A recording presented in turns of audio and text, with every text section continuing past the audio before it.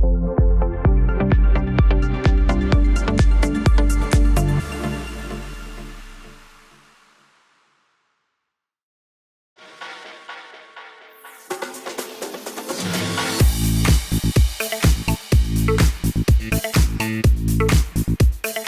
Society of LGBTQ Entertainment Critics presents the Dorians TV Toast 2020 on Reverie, with scheduled appearances by Regina King, Hugh Jackman, Laverne Cox, Josh Thomas, Janelle Monáe, Annie Murphy, Chad Michaels, Shangela, Thomas Roberts, Rafael Casal, Alex Newell, Dave Kaz, Margaret Cho, Stephanie Miller, Bruce Vilanch, Kate Rose Wilburn, Lea DeLaria, Harvey Guillén, Damon Lindelof, John Oliver, Billy Porter, Dan Levy. Hosted by Karel.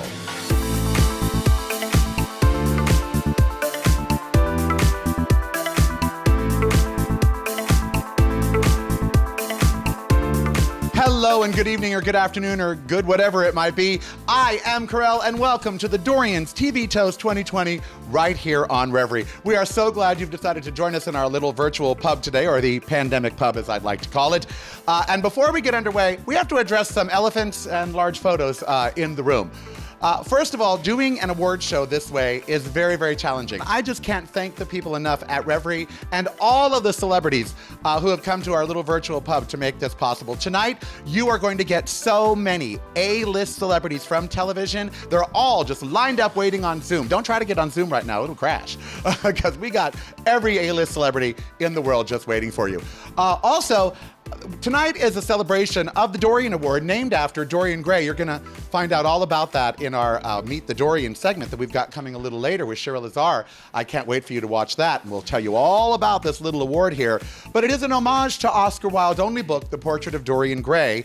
In it, Dorian had a very large portrait of himself, and I happen to just have a because who doesn't? I mean, me, Michael Jackson, a few others, happen to have a very large portrait of myself. So I thought we'd take it off the wall here at Maison Boulay, my home, the pandemic pub here in Las Vegas, and make it part of the scenery. Now, here in Las Vegas, I have to tell you, we have really become Thunderdome here in all seriousness, because the pandemic is still raging and we're just wide open. I could go lay by a pool right now at the casino.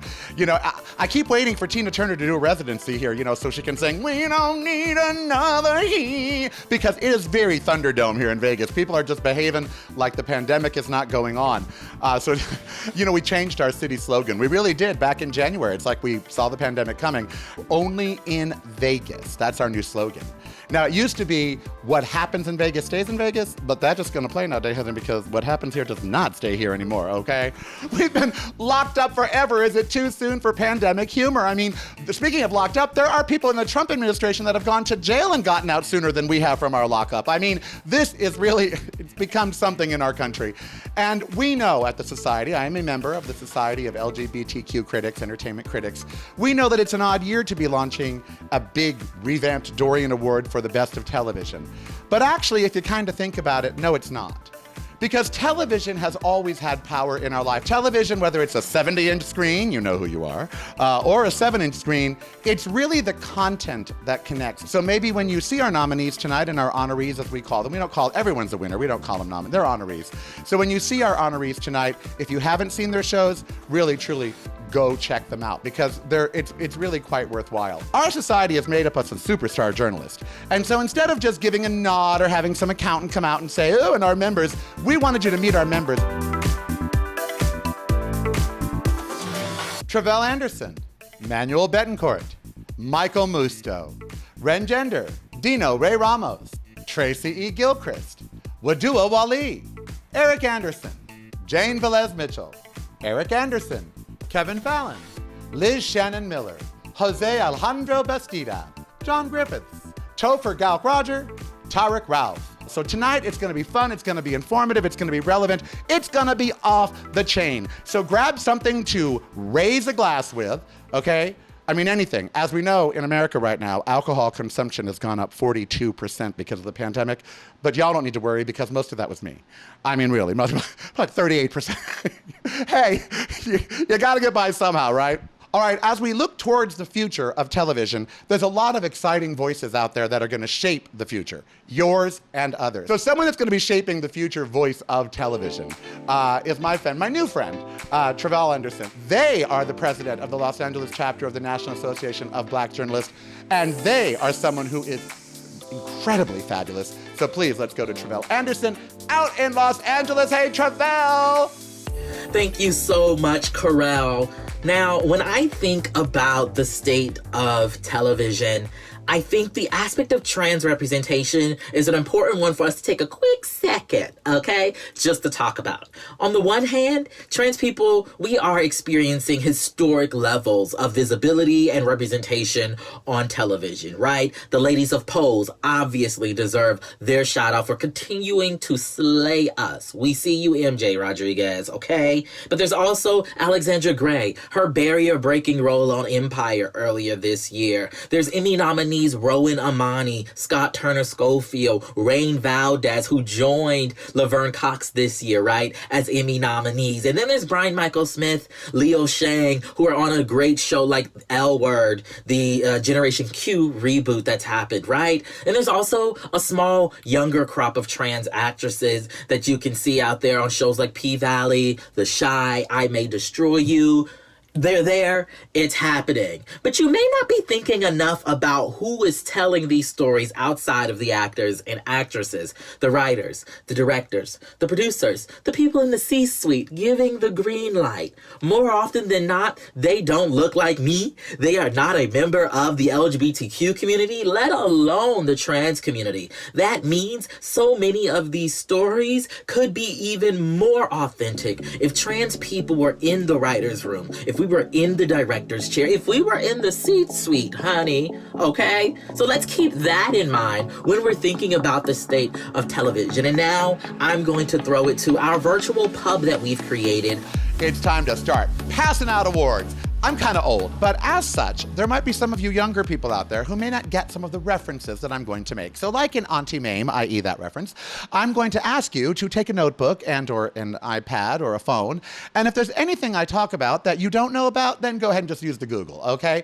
For instance, how many of you remember the first time you saw the Starship Enterprise on your television in the 1970s? The sick bay, you know, the planets they went to. Talk about visually stunning. Just the beginning. Space, the final, and there it was. Okay, the tight shirts on Captain Kirk, the short skirts on Uhura, the bromance between Kirk and Spock. Oh, live long and prosper indeed. I loved Star Trek, and because of the human stories, and boy, was it diverse for its time, but also because of the visuals and the stunningness of it. I was watching this interview with Jon Favreau, who produces The Mandalorian, and they used video wall technology, which is according to him very brand new. And so it's not like a green screen. They project the actual onto the screen behind them, so they're actually acting in front of it. And they said that that they actually forgot that they were not outside in space, that they didn't realize that they were actually inside. So So for the actor, it was a much more immersive experience. Absolutely, yes. And then for the viewer too, it's just the technology is it's getting so much better that it's you get lost in it too.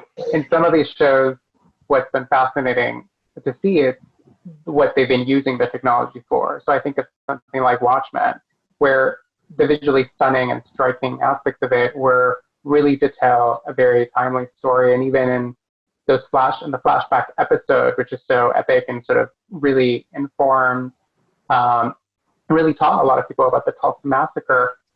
It was the technology, the ability to sort of recreate that and sort of make it more real. When I think of visually striking, I'm an old-fashioned cinephile. So to me, something visually striking isn't necessarily technologically driven. It's about the way the shots are constructed. So give me something like The Marvelous Mrs. Maisel with the production design, and it's choreographed like 100% a musical from the 1940s. The entire series is a musical. So something like that resonates for me as visually striking, or something that in its tone to the bones has a style, and the mise en scène, everything feeds into what that should look like. And for me, that show would be Vita. I think Vita does that better than any show on television. Sort of going off what Tracy was saying is that they're not all just the technology, sci-fi, action film kind of things that you normally associate. Yes, we have Westworld. Yes, we have Watchmen. But you see something like Hollywood, which is just about transporting you into this like sumptuous, nostalgic era. And it's done so meticulously and with such grandeur that you can't help but be dazzled by it. So I think that's the nice thing about the way we approach this category, is that Hollywood and The Crown are dazzling in ways that you don't normally think about when you think about, you know, cinematography and action choreography and those kinds of visual effects heavy things. And that's why I love the way that we approach talking about this. Now, when I was casting this category and I wanted someone to give out the visually stunning award, you know who I thought of? Chad Michaels. He has become a drag superstar, female impersonation superstar, as I knew he would be, winning at RuPaul's Drag Race and having the longest running drag review in almost the entire United States, with the Dreamgirls review in Southern California with my friend Dahlia Levi in that as well. Love them. Go see them if you're out there. He is about to present the most visually stunning category here on the Dorians TV Toast 2020. Chad, are you there? There he is. There's Chad Michaels, ladies and gentlemen. Thanks, Karel. I'm so thrilled to be here today to help the Society raise a glass and toast the shows that were this year the most visually striking. Now, I'm in a business where visuals count for absolutely everything, so I know how much hard work it takes to look as visually striking as our nominees do this year. But take it from me, you have not lived until you've been backstage at a drag show with 5 other entertainers, all getting in makeup and character. Trust me, more than just the visuals fly, and you are bound to get struck with something. Oh, I don't know, a makeup brush, a wig, a chair, shade. But listen, the shows that caught the attention of the Society of LGBTQ Entertainment critics this year include Hollywood, Netflix, The Crown, Netflix, The Mandalorian, Disney Plus, Watchmen, HBO, and Westworld, also HBO. Now, before we raise our glass and toast this year's winner for most visually striking show, I just have to tell you all that I'm a big fan of all of these shows. I binge watched them all over quarantine, and I have to say that I loved the sexy romantic vision that Ryan Murphy presented us in Hollywood. And also, being a childhood Star Wars fan, The Mandalorian really did it for me, kids. So right now, let's raise a glass and toast this year's winner for most visually striking show. Put them up for Watchmen, HBO. Congratulations.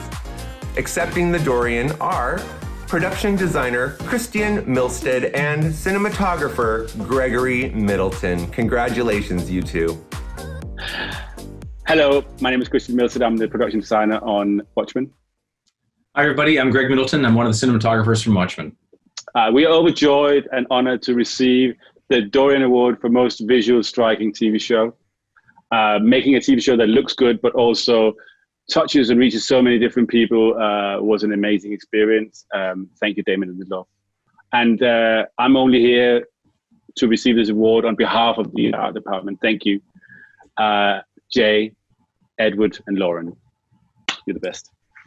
An amazing team. Thank you very much, Christian. And I got to share this with the other cinematographers on our amazing show. It was an incredible collaboration with amazing people. Javier, Andre, Chris in the UK, and Alex all contributed massively to the show. And we wouldn't really be anywhere without the guidance of our amazing creator, Damon, and also our incredible directors, Nicole, Stephen, Steph, and Andre, that all directed the episodes. And yeah, I just want to say something briefly about how important it was to work on a show about identity and about how trauma plays an important part of who we are and how important it is to heal from those things. That's the thing that really resonated, and it's a really difficult time for a lot of people right now. And I think it's just a lovely thing to be part of in that way. So I just want to finish with the last lines from Hooded Justice, which were to Angela about wearing her mask, which was, you know, you can't heal under a mask, Angela. Wounds need air. So I hope everyone stays safe out there. And thank you very much for honoring our show. And it's a great honor. Thank you. Thank you.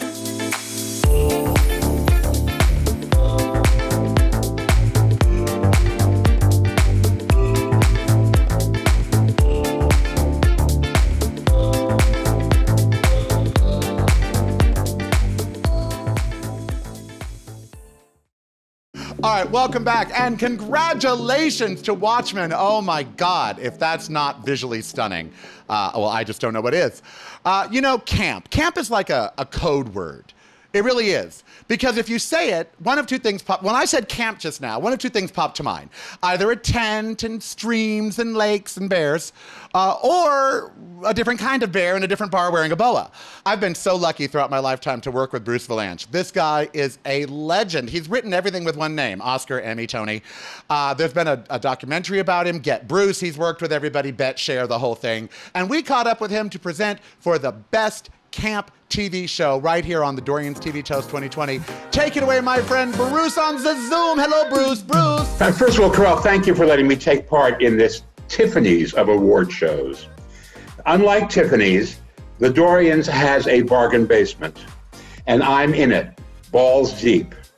We all know what camp is, or we think that we know what camp is. For me, it's failed seriousness. In other words, the Trump administration. But others have extended camp to include anything over the top, overblown, too much, too much, and too much. This year, the Society has singled out AJ and the Queen on Netflix. Tender-hearted stories about drag queens are always camp. Their emotions are so fierce, almost as fierce as their tucks. Dolly Parton's Heartstrings on Netflix. The title alone. Can Dolly find her heartstrings under all that boob? Country music people being sentimental is surefire over the top. The Great on Hulu. You may have missed this period piece in which Catherine the Great flounces around the Winter Palace with someone always seems to be up against the wall getting banged. And the Summer Palace is even wilder. RuPaul's Drag Race on VH1. It's in a class by itself. And not just because I'm on it. It is so mainstream now that at DragCon, hundreds of children are running around buying Halloween drag costumes. If that is not over the top, I don't know what is. And finally, Tiger King, Murder, Mayhem, and Madness on Netflix. Really, it's the campiest of them all because it's about a bunch of people who have no idea that the lives they are living are the definition of failed seriousness and being over the top. Now, the award goes to Tiger King, Murder, Mayhem, and Madness. Let's all raise a glass, or Diet Snapple, or whatever you're drinking, to Rebecca Chalkin, representing Tiger King, Murder, Mayhem, and Madness. Hi, everyone. On behalf of myself and my co-director, Eric Good, as well as our amazing team, I just want to say thank you so much. Also, Joe Exotic, who is one of the main characters in Tiger King, wanted to extend a special thanks. He is a member of the LGBTQAI community, a proud member. He is a gun-toting, mullet-wearing, tiger-keeping magician / country western singer, and we all say thank you.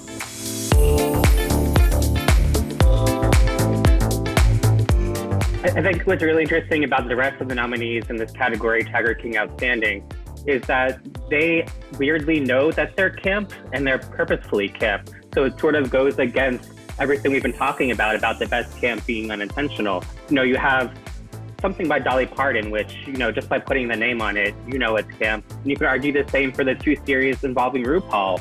And then you have The Great, which was this masterful sort of skewering of Catherine and these rumors that have surrounded her for centuries. So I think what we're seeing now, by I think a larger awareness of this whole idea of camp, is people sort of losing a little bit of what it means, and we're seeing that with these nominees.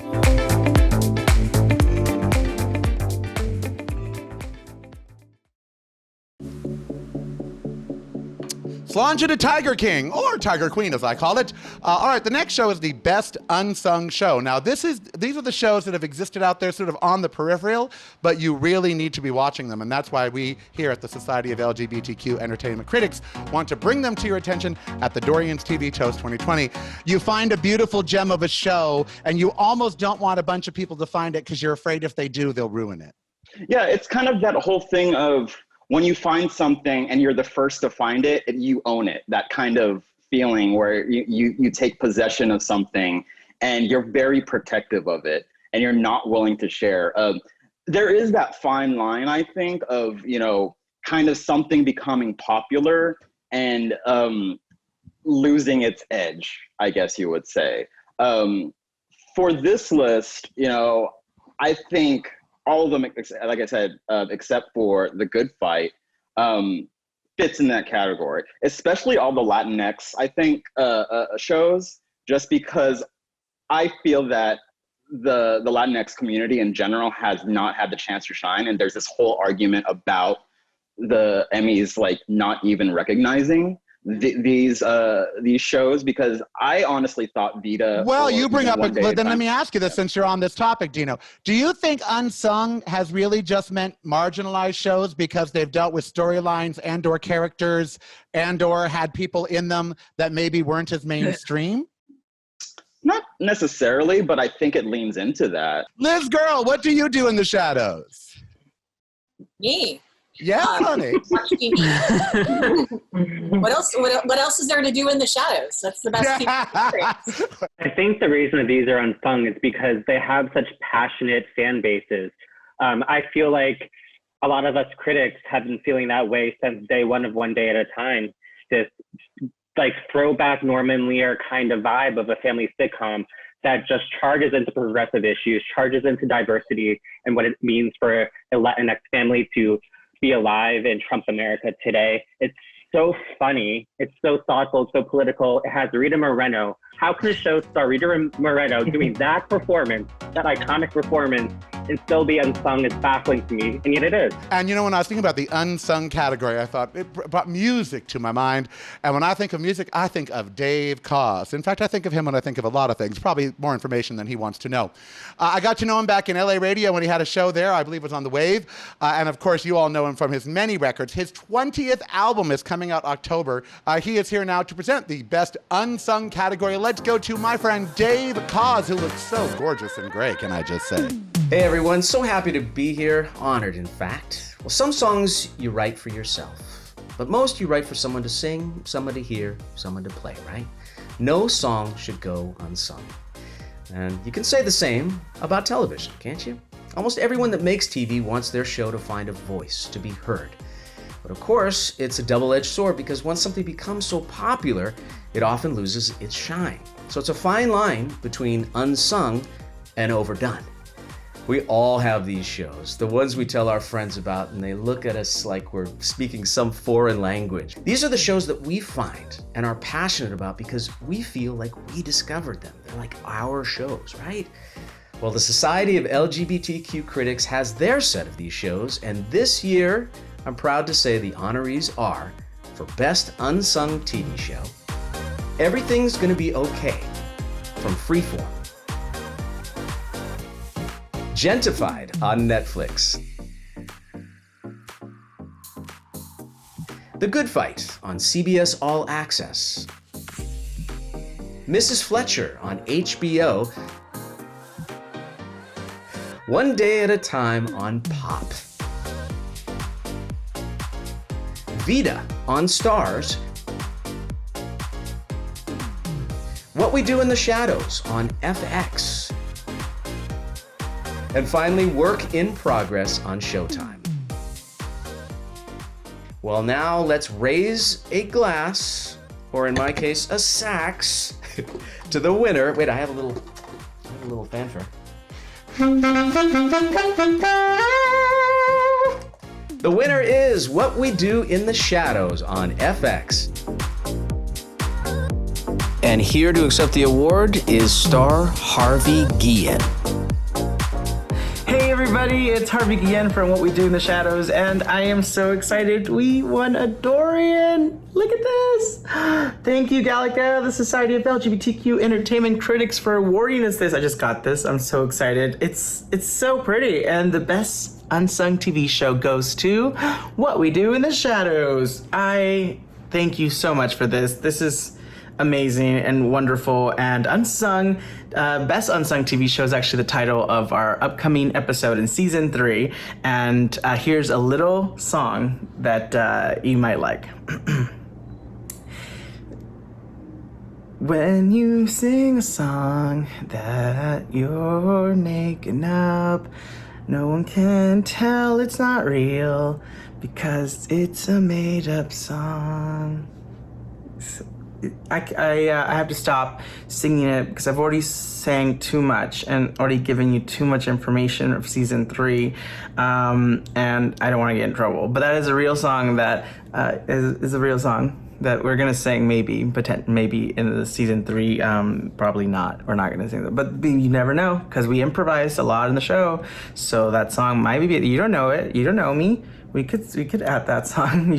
Anyways, but kidding aside, I want to thank you so much for this. This is so amazing, and it means so much to us, and we're really proud of our show. I know I speak for all the cast and the producers when we say we thank you from the bottom of our hearts. It means a lot, especially because the one thing that I love about our show is that every single one of our characters in the show is queer, and they're living their life every day to the fullest. It's just part of who they are, and they're living without fear of the vampires. Whether you're mortal or not, you're living your life to the fullest, and that's something that we should all be able to do, and without fear. So that's something I'm really proud of, and glad that you, everyone out there, is enjoying the show. So thank you for this. It means so much. I wish we could be there in person, but we're home, safe and sound, and hopefully we'll be together soon in the future. So again, thank you for this. Bye.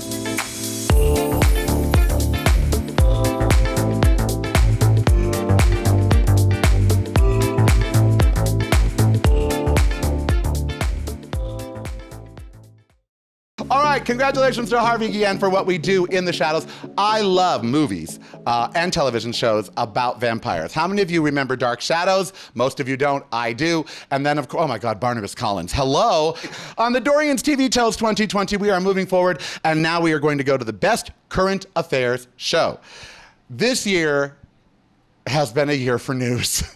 And it's taken some creative people to allow us to be able to consume it in a way that doesn't cause us to just go insane. Our next presenter, Thomas Roberts, has been gaining viewers just across the globe his entire career. He, of course, does Gay Good News on Facebook, and he does a news show for Daily Mail TV. He is standing by in New York to give us the Best Current Affairs program. Please take it away. Please take me away, Thomas Roberts. Please take it away, Thomas Roberts. Yeah. Hi, Karel, and thanks very much. Yes, I am the new host for Daily Mail TV, which the new season is starting on September the 14th, so I hope you all can join us. And I am the creator and the host of Gay Good News on Facebook Live and YouTube. So obviously, it's kind of a small oversight that we're just presenters and not nominated in the category tonight. But anyway, welcome to New York, and what a time to have a current affairs show. Truly stories that are literally flying at you every second via social media, and those in power give you so much material for writers' heads often nearly explode just trying to keep up. From pandemics to politics, TikTok to over the top, to actually using a pocket square to be your face mask. These current affairs shows, they have it all, as well as the amount of diversity that we're seeing nowadays. It really demonstrates we've come a long way since July 2015. That's when I was anchoring NBC Nightly News just for one day, and I became the first openly gay anchor in broadcast TV to deliver a network's news. Well, now, nominated, there's more than a few, and more women, more people of color, and interestingly enough, cheerleaders. I said cheerleaders. Each covering the events of the day in their own unique and special ways, trying to make them easier to understand and swallow, or keep us safe and healthy, perhaps even smiling. This year, the people that led these shows to your attention were Cheer on Netflix, The Daily Show with Trevor Noah, Comedy Central, Full Frontal with Samantha Bee on TBS. Last Week Tonight with John Oliver, HBO. My Good Friend, The Rachel Maddow Show, MSNBC. And Visible, out on television, Apple TV+. And the winner, we say congratulations to John Oliver from HBO.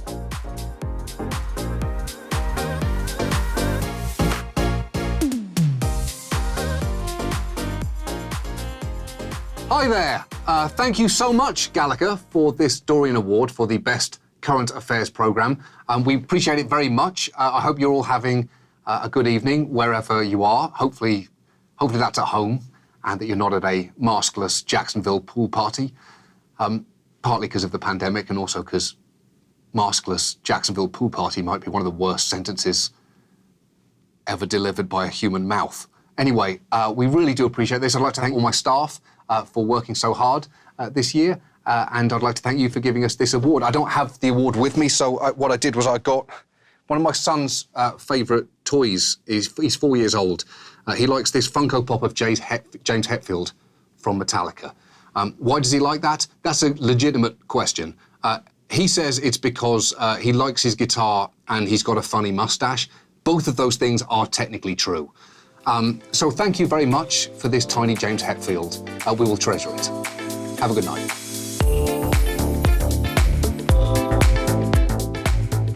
The fact is that they're using this format not just to tell us, oh, Trump said something stupid. They're telling us about important things that are going to be, that go far beyond our borders, far beyond what we're talking about today in the news. And here's to John Oliver for Best Current Affairs. Cheers, cheers.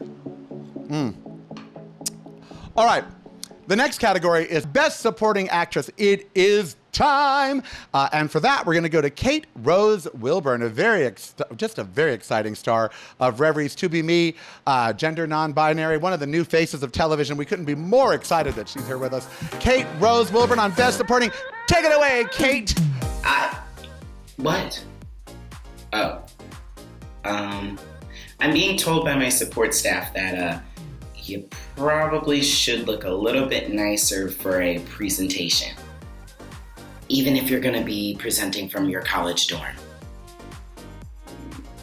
1 second.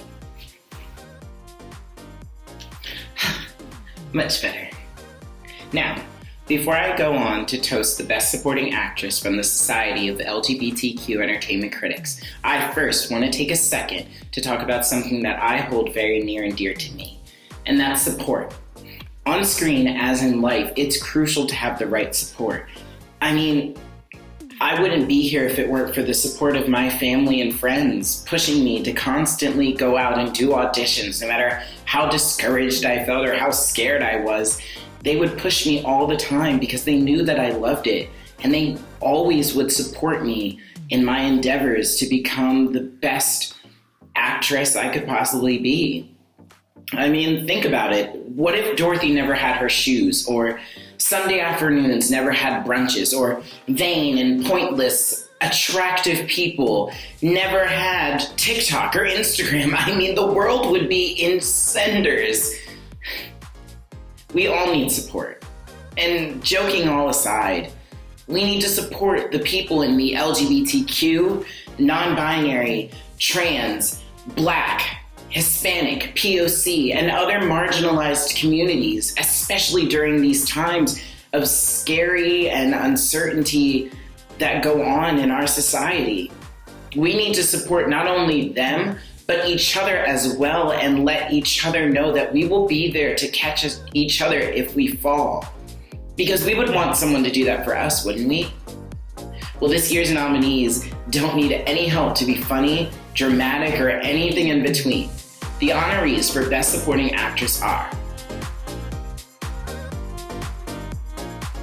Uzo Aduba, Miss America. Julie Garner, Ozark. Allison Janney, Bad Education. Patti LuPone, Hollywood. Annie Murphy, Schitt's Creek. Jean Smart, Watchmen. And let's raise a glass to Amy Murphy of Schitt's Creek on Pop.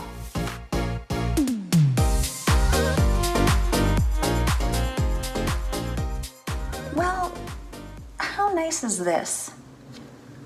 This is just a real treat. Thank you guys so much for my beautiful Dorian Award. And for supporting Schitt's Creek for all of these years. Dan Levy has been calling and texting and begging me to send this to him so he can hang it over his bed and gaze at it every night before he goes to sleep. I haven't made up my mind if I'm going to do that for him or not, but this means a lot to me. So thank you guys.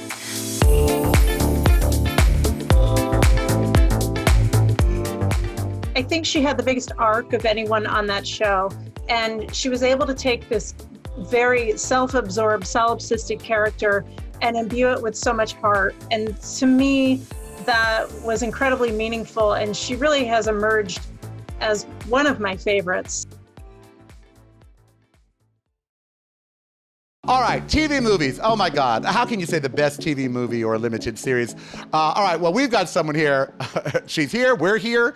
That's the name of her show on HBO with it. She co-hosts, and she is spectacular, a RuPaul Drag Race star. Well, let's go to Shangela for best TV movie. Hallelujah. It's me, Shangela, and let me tell y'all something. Listen, in the show We're Here, my good sisters, Bob the Drag Queen and Eureka O'Hara, all of us travel to some very conservative cities across the U.S. in order to help people who feel alone feel, less alone. We produce a show, we have to bring drag in its grandest way to these very conservative spaces. And a lot of times, let me tell y'all something, we turn heads. I mean, we turned so many heads, you could have sworn that we were filming an episode of The Exorcist, okay? I mean, it's like, Anyhow, we did that and made some great moments in television. And there are amazing moments continuing to be made in television. That's what good TV does. Like good limited series or good TV movies, they make you feel something. They make you react. And sometimes you even get a little something unexpected. Now, speaking of unexpected, the bar for unexpected has been set really high this year because, look, no one expected us to be in this moment here. Honey, trust me, Miss Cleo nor Walter Mercado saw this one coming. But there's still great television that makes us smile, that makes us laugh, and that really delivers us, sometimes from the real world, even to fantasy places. All right? So, with that being said, we want to continue to honor these great moments being made in television. So this year, the honorees for Best TV Movie or Limited Series are Bad Education, HBO, Little Fires Everywhere, Hulu, Mrs. America, FX Hulu,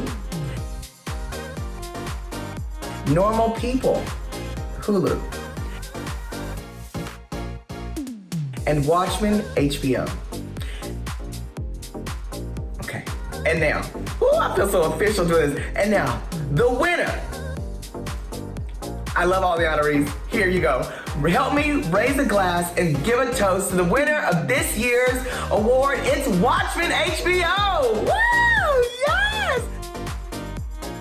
Now, before I dive into this, let's dive into a moment with the fierce, fabulous, gorgeous, amazingly intelligent and creative, the fabulous Regina King, and the great show creator, Damon Lindelof. Thank you, Society of LGBTQ Entertainment Critics. Not one, but two. Dorian Awards. Oh, love it. A big reason why we've gotten such great response and have had such a wonderful reception this award season so far.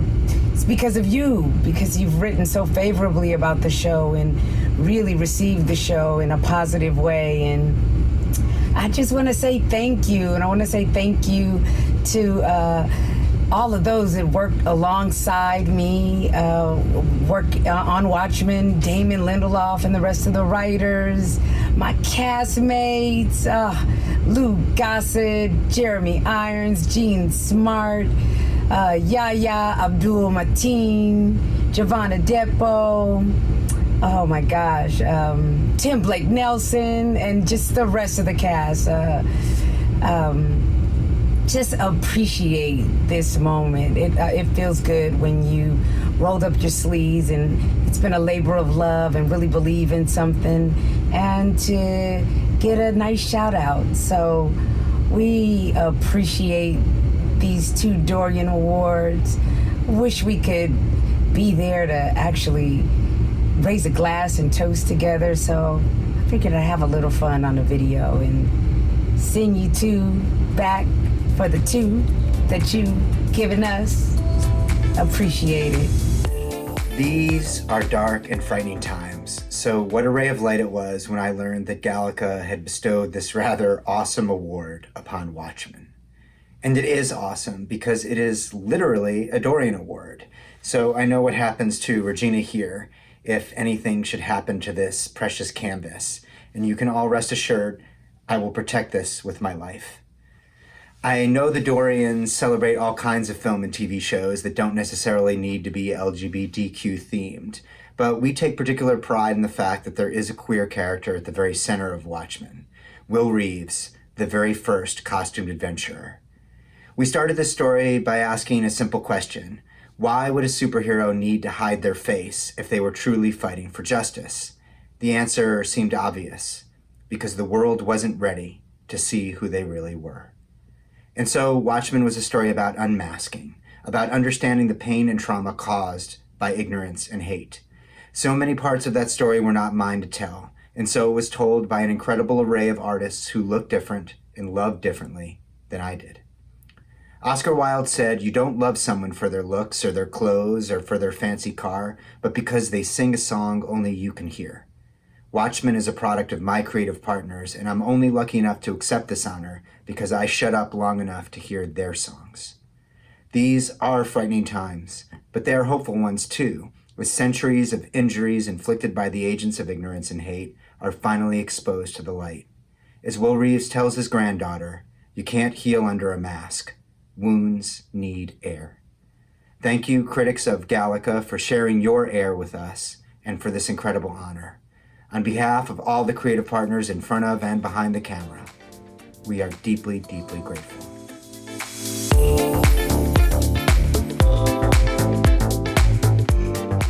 I do want to give another shout out to Watchmen because I feel like it's the whole package. And I'm not the audience, for like a superhero, limited series. So you're not in the Marvel universe is what you're saying? Not at all. But I feel like a lot of care was taken with it. The writing is quite good. Cord Jefferson, who used to be in media, actually, is one of the writers, and I believe is also nominated for an Emmy. And of course, I'm sure we'll get to her.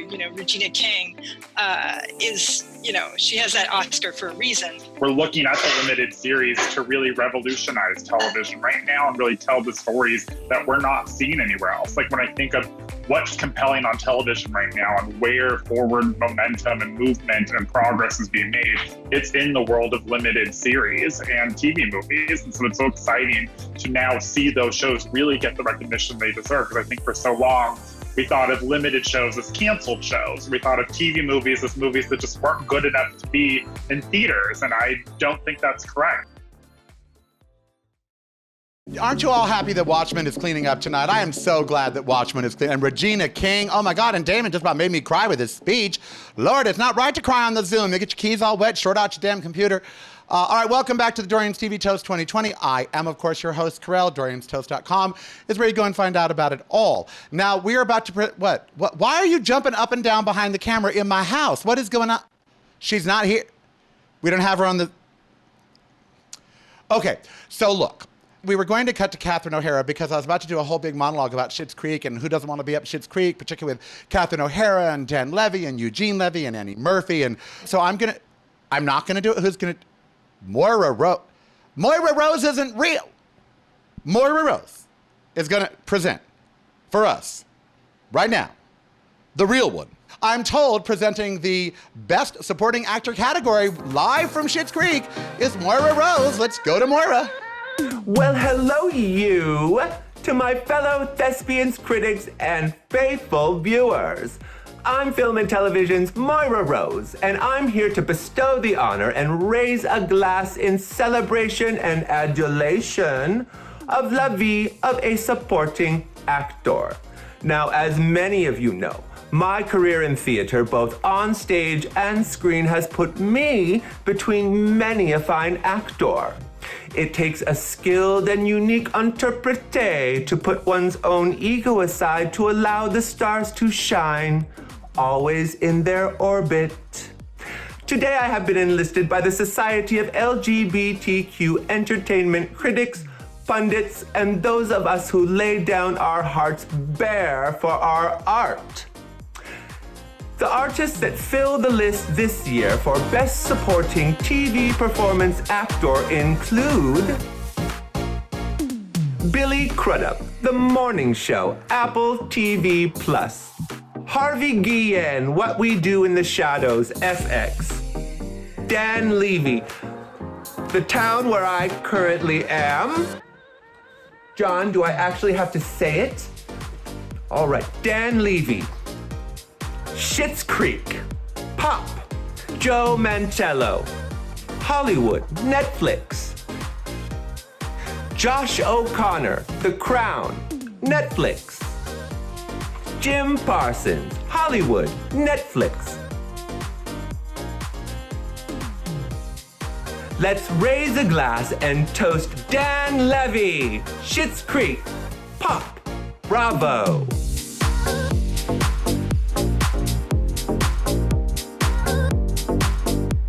Oh, I've just been told that Mr. Levy is running a little bit late, but he will be here.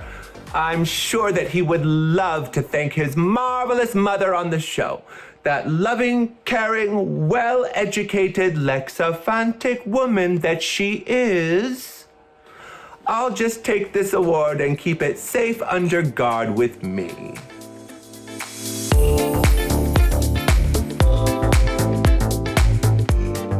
One thing that I love about Dan Levy is that his interactions with every one of his co-stars on that show was so perfect. Just the way that he would react to the things that people would say. His facial expressions are gold, you know? I love that he, like when it's a scene with him and Catherine O'Hara, it's amazing to watch because they balance off each other so well.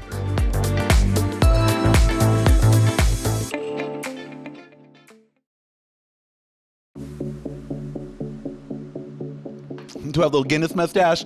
What a year for drama on television, right? You haven't had to look further than the news, really, for the most drama. And of course, the White House. What a never-ending saga.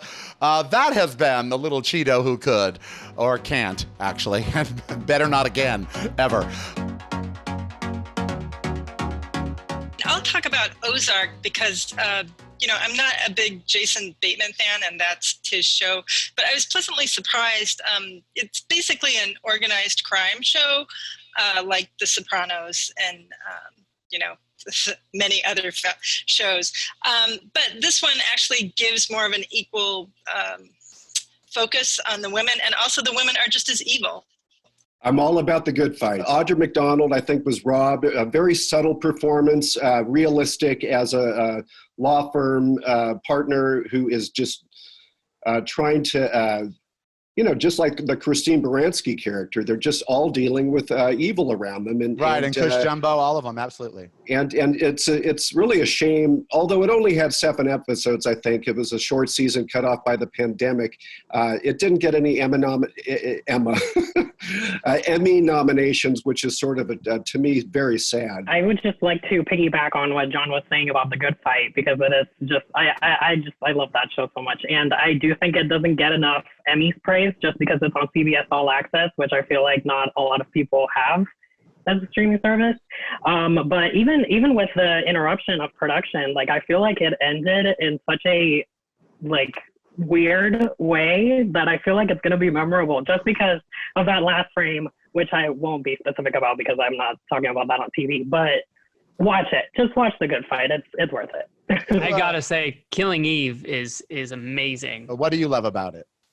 Jodie Comer as a performance as a psychopath is just, it's hypnotizing. You see it in her eyes. You see how crazy she gets, and then to match that with Sandra Oh, and you see her slowly becoming the same thing that Jodie Comer is. Like, it's just, it's marvelous. It's marvelous acting from both leading ladies. TV drama and the little Cheeto who could is something that my next presenter knows a lot about.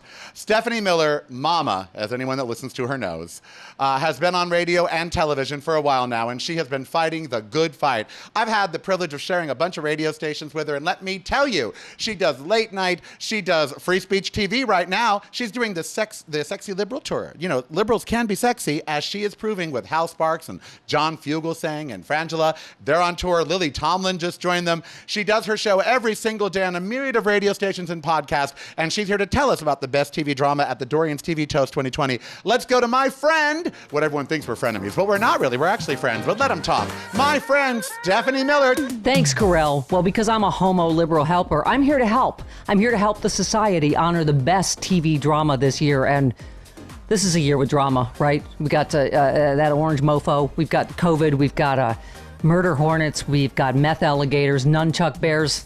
Look it up. It's a thing. It's a bear with fucking nunchucks. Okay, so high bar for drama. Here are the nominees. Are you ready?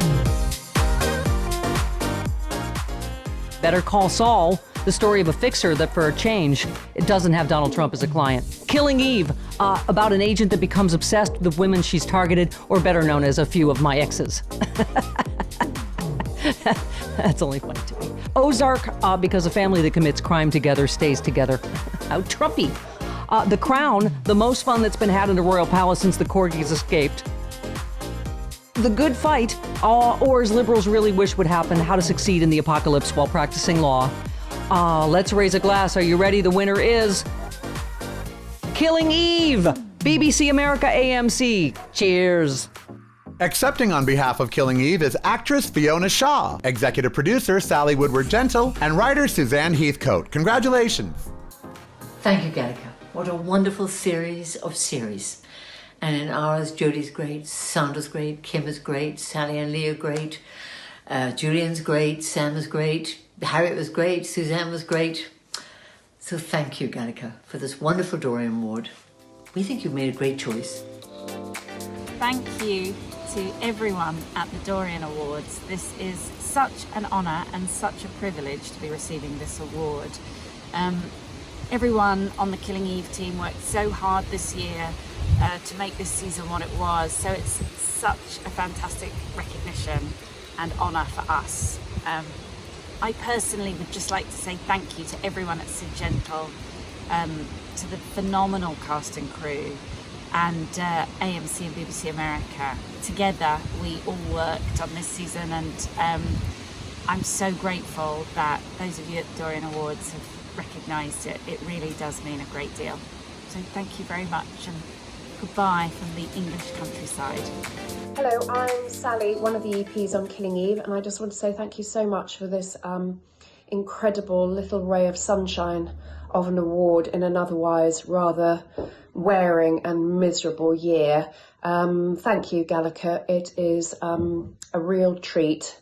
And thank you also to Schitt's Creek for filling my heart full of joy and happiness through lockdown. You're all amazing. Thank you. Bye.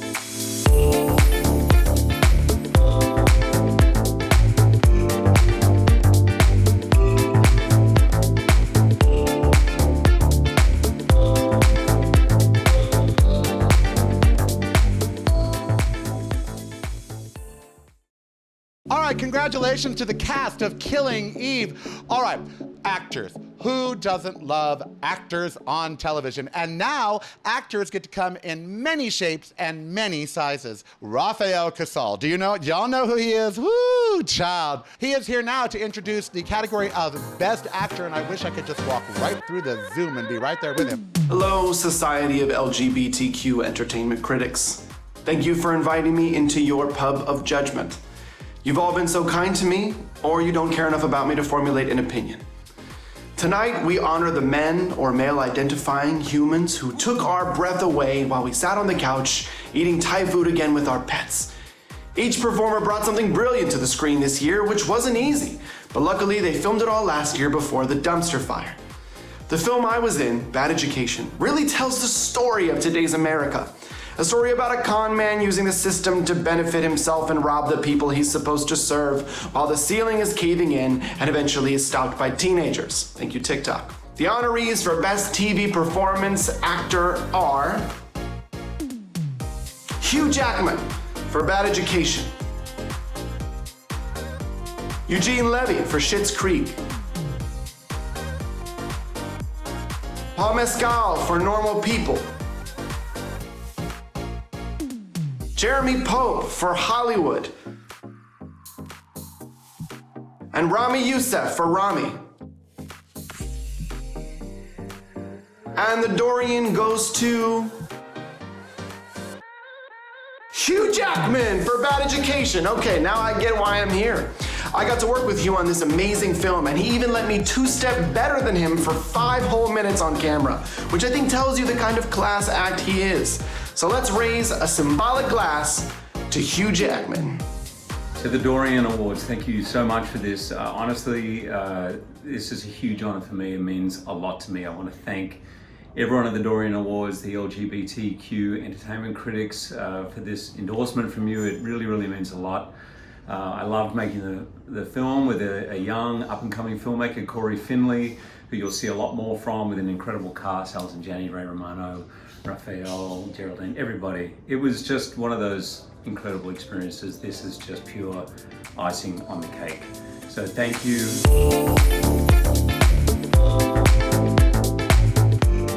Hugh Jackman, I think, gave the best performance of his entire career in Bad Education. There's a perfect role for him in that it's about this guy who's so charismatic and charming, which, you know, anyone who's watched Hugh Jackman knows that that's exactly who he is. And just the ways in which you can actually manipulate people with that magnetic personality. And of course, I'm not saying that Hugh Jackman's like that at all, but it's really interesting to see the ways in which he realizes how that's actually going to backfire against him. And there's that really sort of beautiful, even though this is not a nice guy, but the beautiful arc about his sexuality and sort of all the walls crashing on him surrounding that. I think it's such a interesting performance for an actor of that movie star caliber to choose to take on, and he nailed it.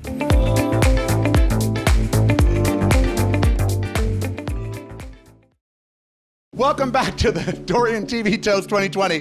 Hugh Jackman just stopped by our show, and we couldn't be happier, and congratulations and much deserved award. We're at the part of the evening where we're going to be doing the best comedy, I believe, and our best comedy show. I'll talk about Dead to Me because that's kind of a favorite of mine.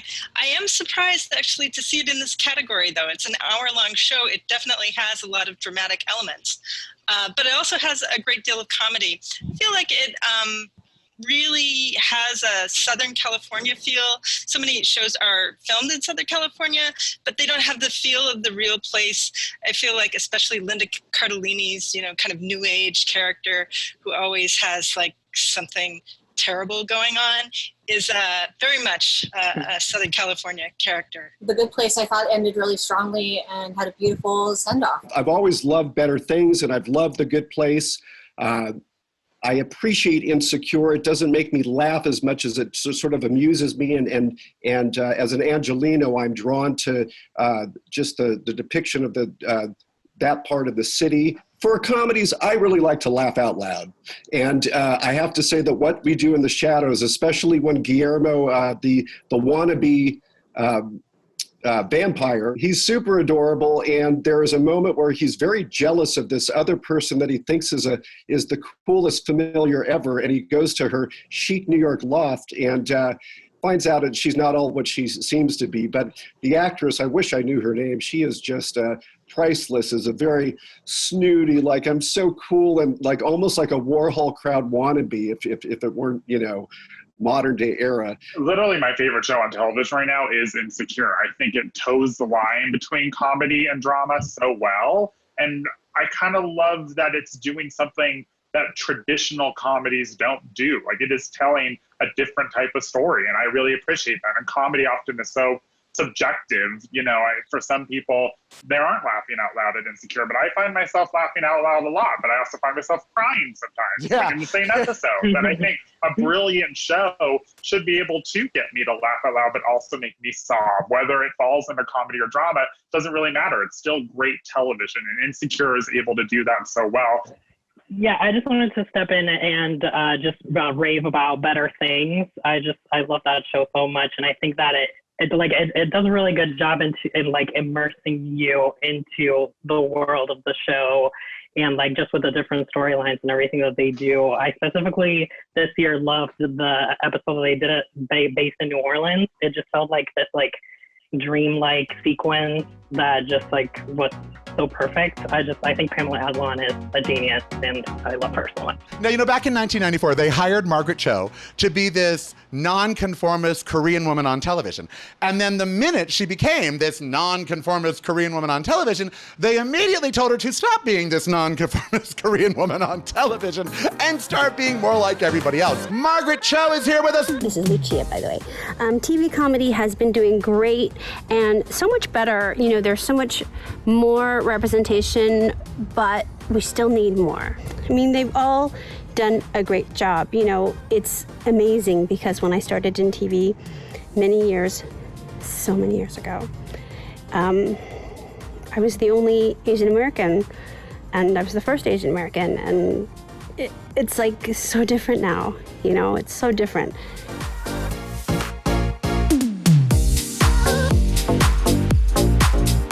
Better Things by FX. Dead to Me, Netflix.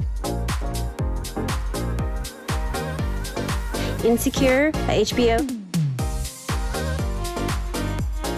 Schitt's Creek by Pop. The Good Place, NBC.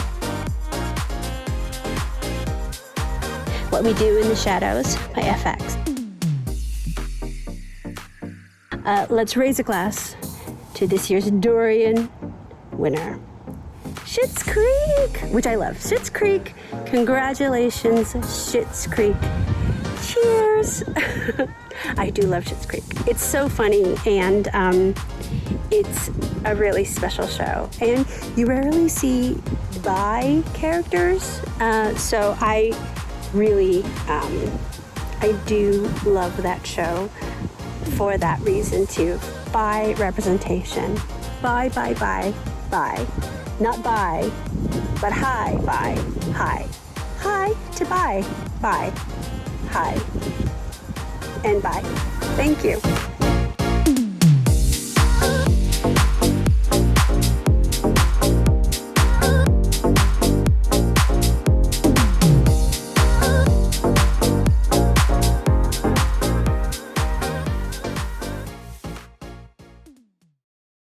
There's a note that says drink on the script, so I'll keep rehearsing that. Gotta love my job. I love Laverne Cox. Can I just not say how much I love Laverne Cox? Can I not just say how she is the first trans actress to be nominated for a primetime? Give it up for that. The first trans actress to be nominated for a primetime Emmy Award. Can you believe it took all the way to Laverne Cox?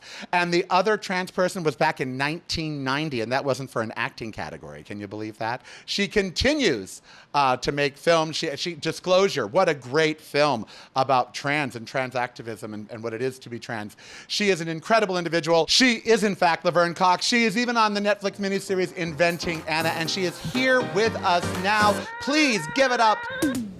Hello, everyone. I'm here to help the Society of LGBTQ Entertainment Critics raise a glass to some of the most outstanding women working in television today.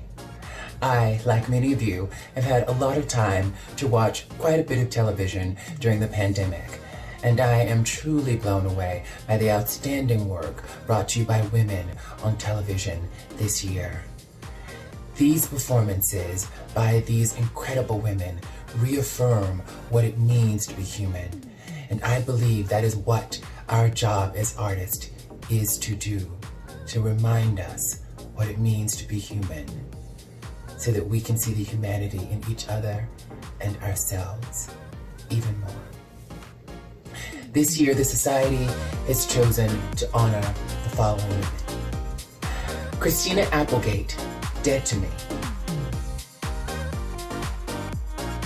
Kate Blanchett, Mrs. America. Linda Cardellini, Dead to Me. Jodie Comer, Killing Eve. Regina King, Watchmen. Laura Linney, Ozark. Catherine O'Hara, Schitt's Creek. Now, would everyone please join me in raising a glass to this year's honoree, the one and only, from Schitt's Creek, Ms. Catherine O'Hara.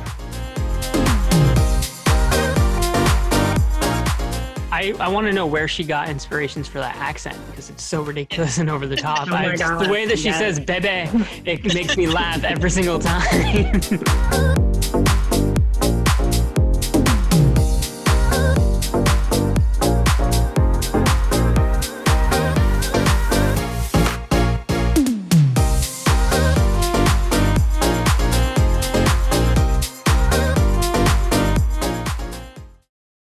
Welcome back. I got to tell you, we're having a great time. We're Zooming, we're raising a glass, we're talking to panels. We're really having fun here tonight. But it's also about visibility, because you know what? It changed my life when I saw Billy Crystal in a show called So. Billy Crystal played a gay guy.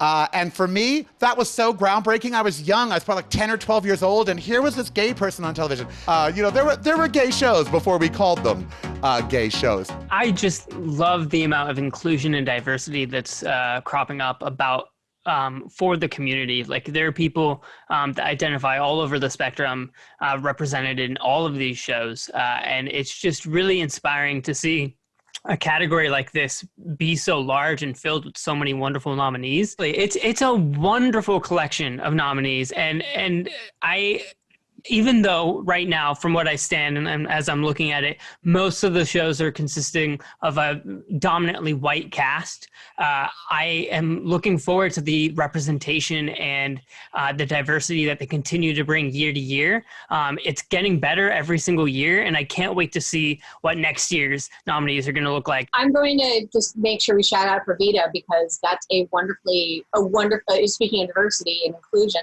like, that's just a show that's really made a point of making its voice heard for the last couple of seasons. It's a real shame that it's not coming back, but I'm really glad we're recognizing it today. The really exciting thing about this category is there are other shows that we could have been nominated in it that didn't make the nominations. Like, Watchmen had a really strong, storyline in this regard. And, I think the fact is, it's not just the fact that there are shows that we can highlight for the quality of their LGBTQ storytelling. It's that beyond just what we would consider an LGBTQ show, there are really important stories being told. I'm obviously a fan of RuPaul's Drag Race. In the 1980s, I was one of very few people out there in the nightclubs every night covering the drag culture. To see the world now where it's mainstream, but it's still edgy and subversive, and to see, let's say, straight girls wanting to be drag queens. I go to the Drag Race conventions, and I've done panels there, and I see the young drag queens, the baby drag queens, we call them. They're all inspired and elevated by Drag Race, and they have found a place in the world with a large thanks to that show. I'm going to talk about Work in Progress because I love that show, and I want more of you in GALECA to watch it and to nominate it for things. I was like so disappointed, shall I say, with everyone, that Theo Germain, who is fantastic in that show and completely like crush-worthy, like somebody who's in the group was saying, oh God, Theo Germain, I'd really love to, get their number. And it's like, you're going to have to wait in line behind everybody who's seeing the show. It's so close to the community that like a lot of us live in and think about. And you don't expect to see on television. And of course, that's because of Abby McEnany. She's basing it on her own life, and her own, mental health struggles and career struggles. There's a decision that Schitt's Creek and Dan Levy made really early on when they were exploring his character's relationship, that they were going to kiss just like a straight couple would when they see each other. When they walk into a room, they kiss hello.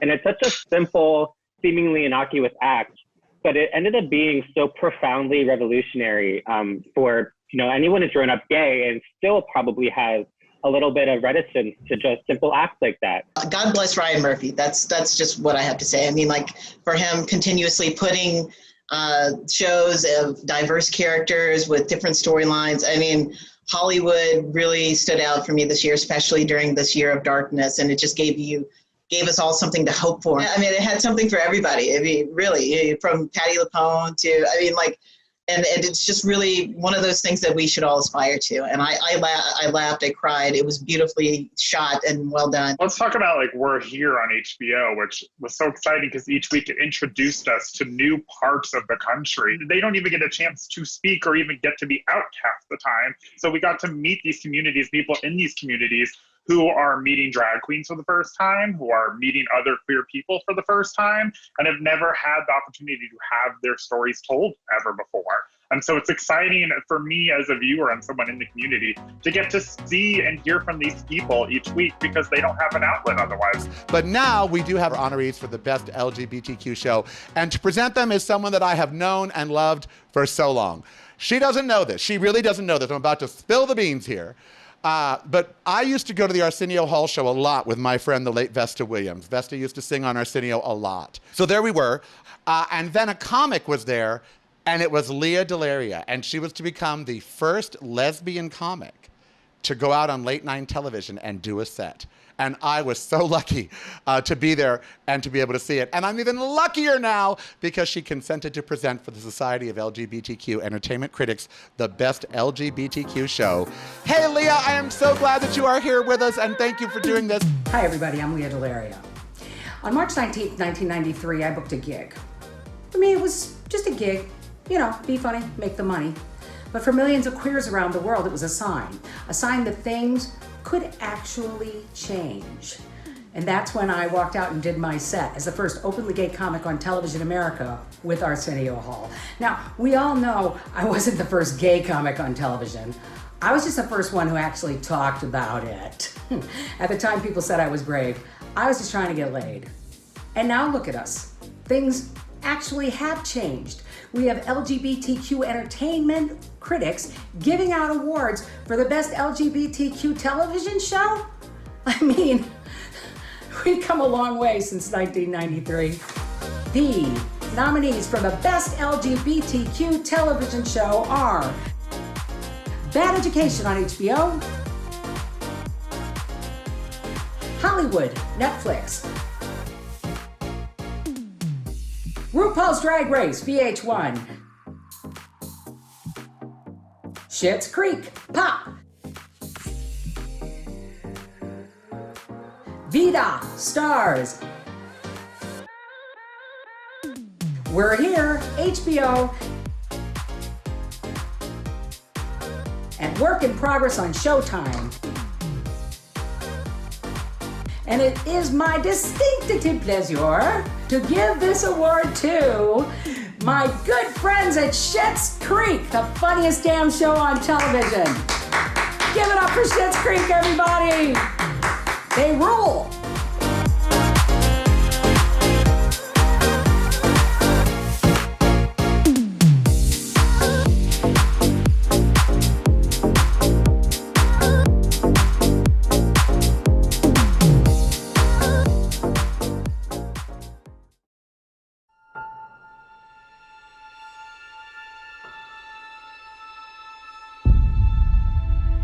September 11th was probably the saddest day of our family's life. I don't think we've ever been the same since as a family. It's been really brutal.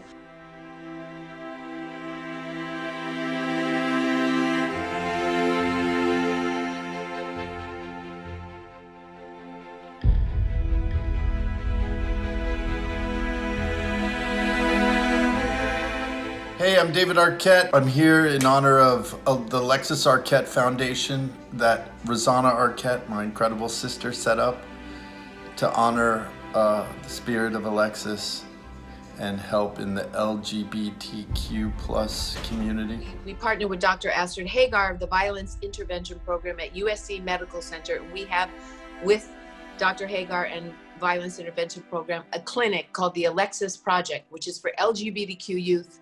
It's downtown at the campus at USC Medical Center and at VIP. And it's an extraordinary clinic where we have counseling, helping some people with transition. There's quite a lot of homeless kids, as you know, on the streets. About 60% of them have been abused and or are trying to figure out who they are in their homes, and they're usually kicked out because they've decided that, you know, they want to be a woman or they want to be a boy, and their families don't accept them, so they kick them out in the streets.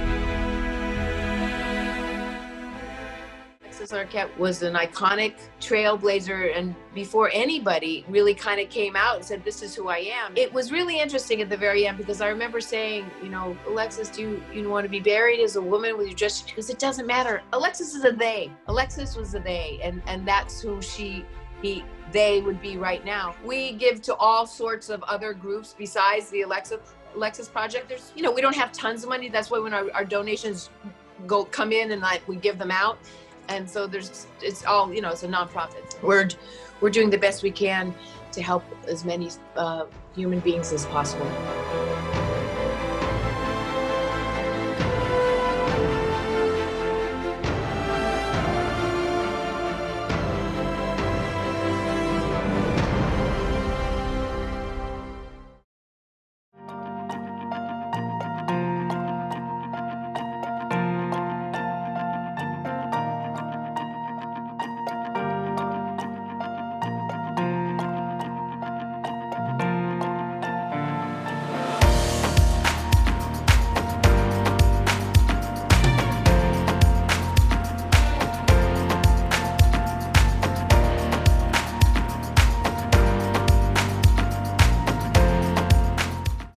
Welcome back. Laverne Cox, wasn't she incredible? Lea DeLaria, wasn't she incredible? Schitt's Creek, isn't it incredible? We've got so many fabulous winners, and still there's so much yet to come as we're getting close to the end of the inaugural Dorian's TV Toast 2020 here on Reverie, and I hope you've been enjoying it. It is our first time out to bat, and for television, that is. The awards have been going for a while, but it's our first time out to bat for television, and we did it in a year where production, well, let's just say it's a challenge. Now, my next presenter, when I told my friends I was producing this show, my friend Daniel Charleston said, "Are you going to get Alex Newell involved?" And I said, "I love Alex Newell. Oh my God, if you don't know Alex Newell's dance music, please go, dim the lights, you can look right through." Oh, anyway, I digress. I'm going to listen to the playlist, like Zoe's Extraordinary Playlist, a show that he is on.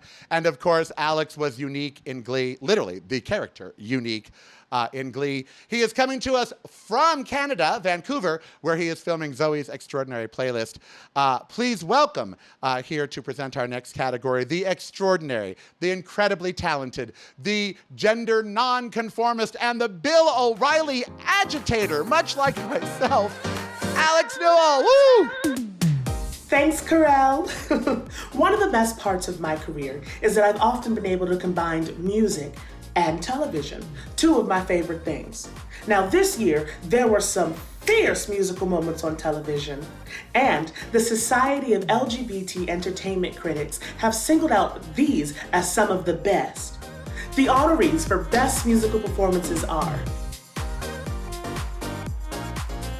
Cynthia Erivo, Stand Up, 92nd Academy Awards, ABC.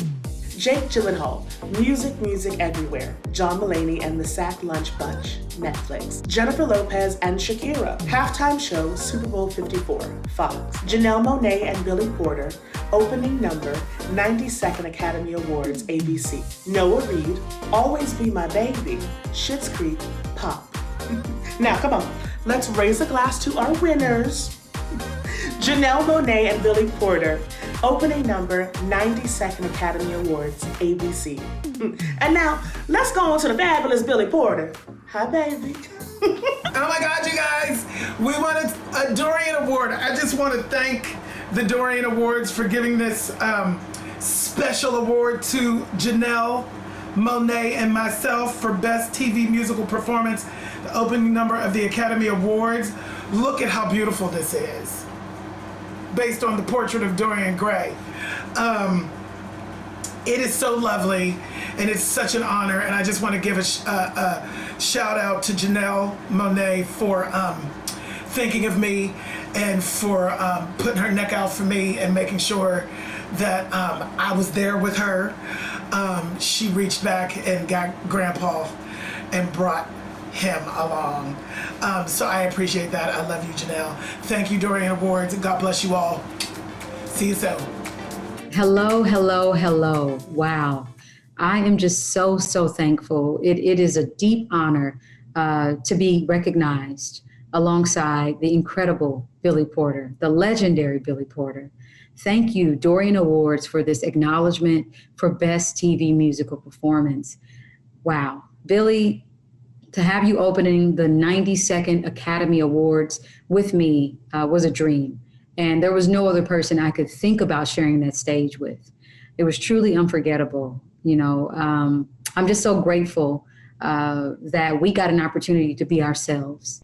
You know, this performance was rooted in community and making sure to amplify all of the marginalized voices, specifically our Black and queer community. So that makes it special because it wasn't just about us, it was about all of us. So thank you so much for this award and for this special recognition. And I'm so honored to be honored by GALECA. Thank you.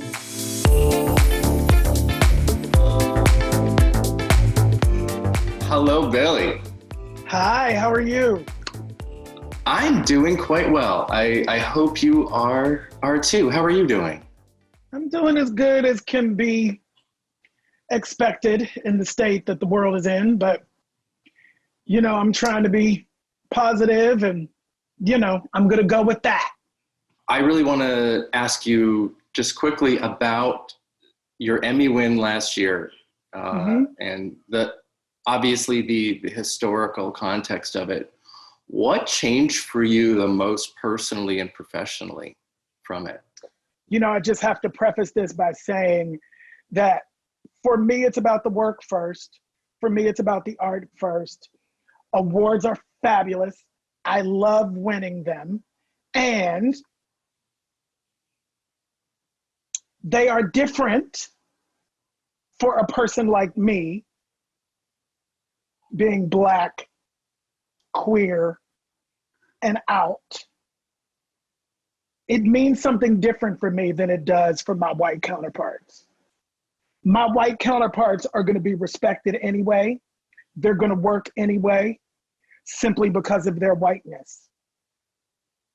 What this award has done for me is crack open doors and spaces into rooms and seated at tables and involved in projects and situations that I otherwise would not have been considered for, privy to.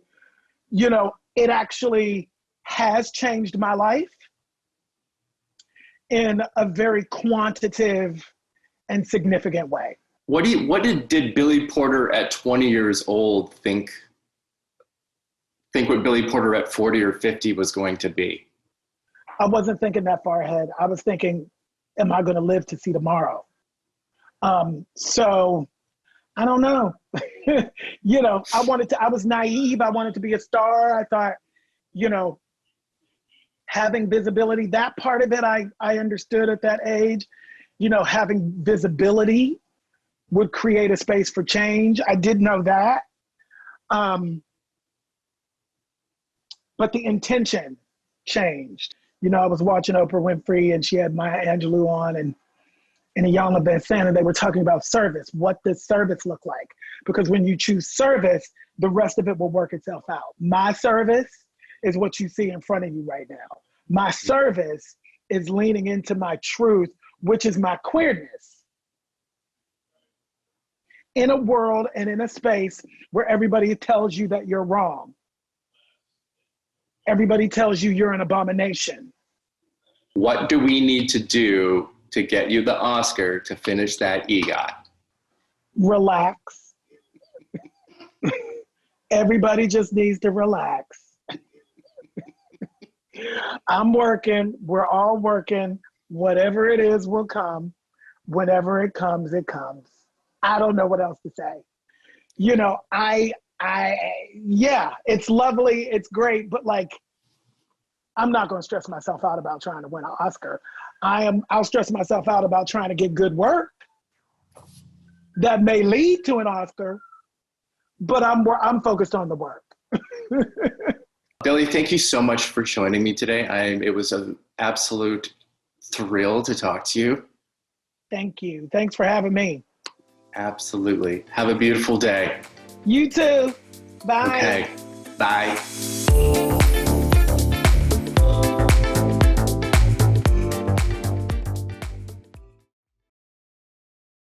Oscar was a man so wild, and the judgment wasn't mild. Went to jail for being gay, writing all along the way. His characters jumped off the page, and to this day he's all the rage. He wasn't shy, he'd sometimes boast, and that's why we have this toast. So raise a glass and toast. Today you are the most, a star from coast to coast.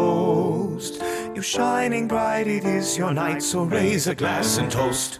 You act, you sing, you play, get millions through the day. Your art inspires, the stars conspire, and now you get a toast. Who knows, one day a roast. So raise a glass and toast. Today you are the most, a star from coast to coast. You're shining bright, it is your night. So raise a glass and toast. Hello and welcome back. I am Karel. This is my cape from Cloaks of Ireland, and I am so glad you're back in our virtual pub. A pub needs music. That's why we have Morgan Mallory playing The Toast, a song he and I wrote for this very event, and we have exciting news about that song later on. Now we're going to invite you to actually meet the Dorian. The Society of LGBTQ Entertainment Critics want you to know why the award exists, and more importantly, we want you to learn about Oscar Wilde. Now you can't know about Oscar Wilde without going to his home of Ireland, and we've got that covered. Eddie McGuinness, he is the founder, and I went to the very first gay and lesbian matchmaking festival in Ireland. You've got to go. It's in February if you're single or just want to have fun. And then Louise Rollins, I've literally watched her grow up. Her father owns Celtic Rider, and now she does a TV show for Amazon called The Celtic Ride. Let's go over to Ireland to the Oscar Wilde Monument right there in Dublin. Hi, Eddie. Hi, Louise. A big hello, a Céad Míle Fáilte, 100,000 welcomes to the island of Ireland. I'm Eddie McGuinness, the Queen of Matchmaking. I'm Louise of the Celtic Ride TV show. We're here live in Dublin at the Oscar Wilde Monument, across from his home.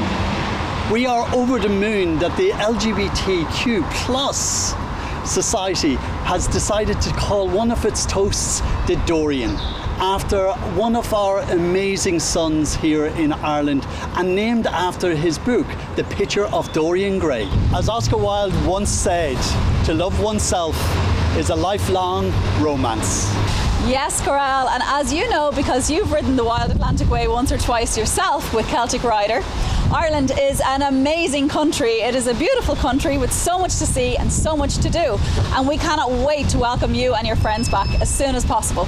In Ireland, we have full equality around marriage and trans rights.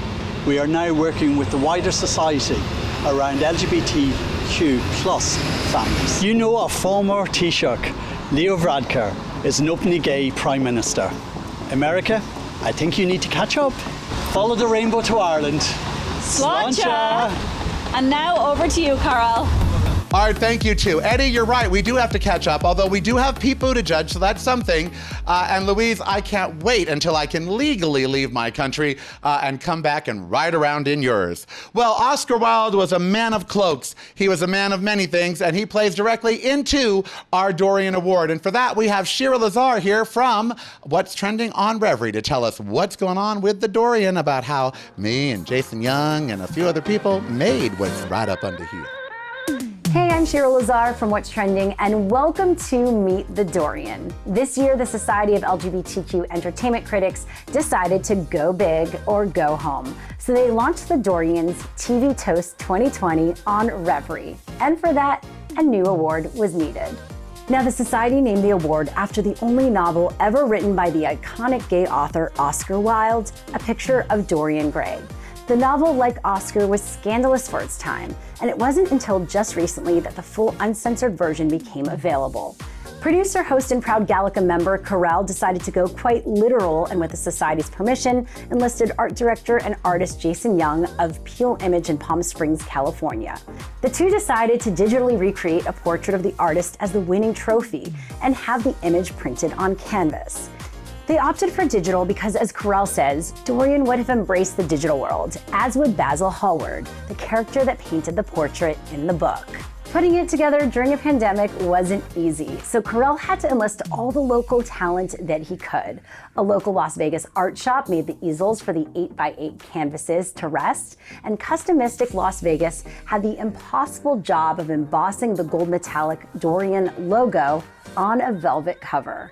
What's emerged is a unique award that's very personal and is already the rage around Hollywood and beyond. And this award comes with a warning. Inside every box comes a note card that says, "Congratulations, illustrious winner." The trophy is an homage to the picture of Dorian Gray. As you may recall, if anything befell Dorian's portrait of himself, he would perish. So keep your award safe. It also contains a quote from Oscar Wilde. "Those who find ugly meanings in beautiful things are corrupt without being charming." This is a fault. Those who find beautiful meanings in beautiful things are the cultivated. For these, there is hope. Not many Hollywood awards come with a history lesson and a warning, as well as a personal portrait. So the Dorian is bound to have a special place on mantles across the globe. So right now, let's raise a glass to the new Dorian Award. Cheers.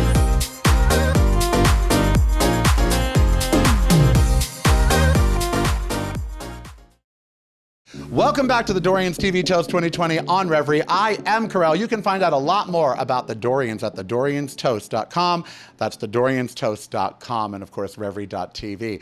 We're going to go to our Wild Wit Award. You know, wit is a self-defense mechanism. It's a way to stay alive in adverse times. Just ask Oscar Wilde. You know, I think, a wild wit in these times talks about the world as it is, when everyone else is sort of talking around reality. And trying to, reflect their own experiences without lending an empathetic ear to what other people are experiencing and feeling and how their lives are being lived. And I certainly think that you see that in Trevor Noah and the perspective that he brings to The Daily Show every day. You certainly see that with Hannah Gatsby and that really brave way she took the attacks and the backlash she got for sort of just speaking her truth and the truth of so many other people, and turning it around into this second special that filtered all of that hate into something, again, that I thought was really valuable and, probably triggering again for those same critics. And you certainly see that with Dan Levy, who is portraying, a world in which people just love each other. And, there are so many people still around who are afraid of that kind of world. And I think it's telling that with all this ugliness going around, that people sort of flocked in droves to rewatching and binging Schitt's Creek as this comfort food, but also as this sort of brass ring to reach for in these times. I will just say that Trevor Noah, I think he's really hit his stride this past year or so, and especially during the pandemic, he has really been very comforting and pointed, and has really kick people in the tushy to take some action, including this viewer. I was a fan of Randy Rainbow. Recently, some 10-year-old tweets of his came out that were very unfunny, racist jokes. He apologized. I think he did a better apology than Kevin Hart, which is sort of an analogous situation. But basically, I've been a fan of Randy without knowing about that. I was one of his earliest proponents. His idea of Wildy and Wit is he intersperses himself in videos where he's actually talking to Donald Trump or Kellyanne Conway, and he does it to the tune of show tunes. One of the best things he did was alternative facts to the tune of Jellicle Cats. And it's a new chapter for Randy. I think he will live down the bad stuff. And he's riffing on Kamala and all the current things happening in the political sphere. And he always does it with a bracing wit. I mean, the important thing is not just attack Trump. Everyone does that. How do you make that original? How do you make it your own? And Randy's done that. I also love Hannah Gadsby. I've interviewed her. She said she came from Tasmania, which is basically the Australian Bible Belt. She was always out as a lesbian, as a comedian, because she felt that the audience understood her humor better if they knew how to categorize her. And her show now, Nanette, really dealt with the horrible trauma. And so she mixed sort of very dark revelations with bemused observations. It was an interesting tight wire act that she pulled off. And then Douglas, her show last year, was more optimistic. It was more about life after trauma. But I basically feel very safe sitting there, giving her the mic and just letting her riff. I think she's brilliant. Dan Levy, who I first remember as a host on MTV Canada, recapping The Hills on Monday night. And now here he is painting this love story on television that even my, the straightest friends that I have are coming to me to tell me how beautiful this love story on Schitt's Creek is. And I'm like, oh, wow, I've never had straight friends come to me praising a gay love story on television before. It's usually a side plot, or it's something that's like, oh, isn't it cute that they included that for someone like you as a gay person to relate to the show? And finally, I have straight friends saying like, oh no, this is the driving heart of the show and why I'm so excited to see it. And that's exciting for me as someone who's part of the queer community to see that play out and see some now normalized on a network television show. All right, someone who would understand Wild Wit is Josh Thomas. He's got one. Oh my God, this guy is funny as you know what. He's won comedy all across the globe, from Melbourne to here, comedy festivals. He's had his own shows, a couple of them. He had Please Like Me, which was a wonderful sort of riff on Friends. He is a Dorian Award nominee, and now he's got his new freeform hit, which has been renewed, Everything's Gonna Be Okay, and that's wishful thinking out there in Kardashian country. But he is here with us now, and I'm told to do this, he had to clear a space on his floor. I'm not sure what that means, although we all have been hibernating for some time. Let's go to Josh Thomas. Hello, hi, g'day. Thanks, Karel. I am presenting the Wilde Dewitt Award, which is named after Oscar Wilde, who was witty. He went to prison as a punishment for sodomy, which I don't know about that. I don't know if they really thought that punishment through. You're gonna send all the gays to prison and make them shower together and then put them in little uniforms? Fine. So, this year the Society of LGBTQ critics have singled out those whose wit struck a chord, whose words made us think, laugh, and whose observations both challenge and amuse. The honorees are Cate Blanchett. Hello, Kate. It doesn't feel good presenting something from my disgusting bedroom that Cate Blanchett is nominated for the cleanest person in the universe. Could you imagine looking that clean? What a life. Hannah Gadsby, my little friend Hannah, hello. Dan Levy, also very clean looking, isn't he? His hair's always very, it's like boom. It's like, I'm Dan Levy's hair, and I'm where I should be. Trevor Noah. Hello. Hi, Trevor. Also, just much too precious to be in my room. Isn't he? Stinks in here. It just does. I mean, I've been in here since March, and it's not like I'm cleaning it up. You know, I've never cleaned up for me, ever. I don't deserve clean floors, you know? Who cares? The only reason why I've ever cleaned up is because a date was coming over and I needed to, so that they were capable of sustaining an erection whilst in my house. I'm not allowed to do that anymore, and now my life's falling apart. And finally, Randy Rainbow. I am absolutely eligible for this award, and I wasn't nominated, but that's fine, you know? I mean, what difference would it have made? What about, trying to punish someone for liking sodomy by sending them to prison is like trying to punish someone who loves insider trading by sending them to Martha Stewart's house for a lasagna. And the winner is, I don't know if we're calling it that. The guy who gets it is Dan Levy. Good job, Dan. I hope he's got good hair. What is that? Thank you, David. You look very expensive and gorgeous, too. It's white. You're wearing a white dress. Duh, it's black and white themed. What was I supposed to show up in, pink? Or black.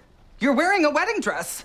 To my wedding. This is not a wedding dress. It's a white floor-length gown. It's very different. Did it come with a veil? No, it came with a headdress. What? It came with like a white tulle headdress, but I thought that it overwhelmed the dress, so I decided not to wear it. You're walking me down the aisle in a wedding dress. Everyone's gonna think we're getting married to each other. Patrick, do you take David to be your lawfully wedded husband?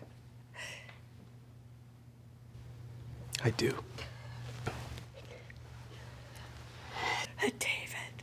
David, do you take Patrick to be your lawfully wedded husband?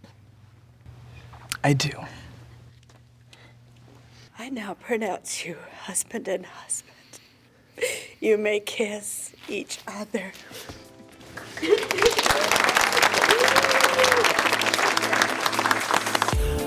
What an extraordinary piece of news to receive that Schitt's Creek has won a small handful of Dorian Awards. I will speak on behalf of as many as I can when I say thank you so much. Thank you to the Society of LGBTQ Entertainment critics for voting for us, but more importantly, for supporting our show from day one. I have had the good fortune of talking to many of you, of meeting many of you, or interacting with many of you over the internet, and you have been there from the beginning. And that means so much for a small show like ours, especially a small show that is telling LGBTQIA+ stories. It is a great honor to be recognized by all of you, because let's be honest, you got good taste. Not just in our show, but for every show that you've recognized this year as a nominee and a winner. So it is incredible to be in the company of so many incredible shows that I have admired over the years, and to have received so many lovely awards this year. It has truly meant the world to not just me, but everybody who works on our show. And thank you. Really, really appreciate it. To end our series on this kind of a high is all you can hope for. So much love and much appreciation and respect. Thanks.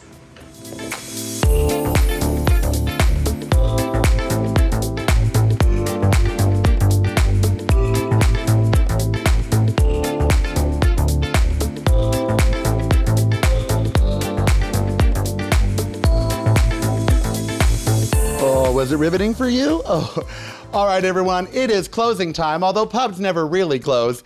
It is closing down time here at the Las Vegas Virtual Pub for the Dorian's Toast TV 2020. This is Ember.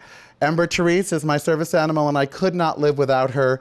And I just want to thank everybody out there who trains and who has service animals. And I would just like to thank the universe. for giving me her. Alrighty, there we go. All right, we hope that you had a fun time tonight on the inaugural Dorian's TV Toast. The Society of LGBTQ Entertainment Critics, of which I am a member, would like to thank you for joining us tonight. And we really do have to thank the gatekeepers. Even in a pandemic, especially in a pandemic, there are gatekeepers for almost everyone you saw on this show tonight. And those gatekeepers this year opened the gates and let us through, and their clients responded, and we had this great show. So thanks to each and every one of the people in the credits. Speaking of the credits, when I wrote the lyrics for the song in the show, Toast, Raise a Glass and Toast, I sent it out to two people. Morgan Mallory, who you heard earlier, and now Dave Rooney from the Black Donnellys. They're from Ireland, they're from Dublin, they're here in Las Vegas now, and there's a movie about them, and it's on Amazon Prime, so you can see it. So raise a glass and toast with us on the Dave Rooney from the Black Donnellys in our credits, and pay attention to all those names. They all mean something, like Brandon Riley Miller. There would be no show without him. Jason Young, there'd be no award without him and I. Really, truly, these are the names of the people that put this together. Makiko, oh my God, best talent booker around. John Griffiths, the head of the society. So on this first time out, we'll take just a second here and thank those people. Thank the people at Reverie who partnered with us, Jonah, of course, Jonah Bleckman, and Chris, and Damien, and Scott, and all of them at Reverie. So we thank you especially for stopping by and spending some time with us in our little virtual pub here in Las Vegas. We'll see you at the Film Awards in 2021, and then right here for the TV Toast 2021. There's a whole lot of stories to be told between now and then, so you keep watching, and we'll keep noticing, and we'll see you then. DoriansToast.com, Reverie.tv. Bye!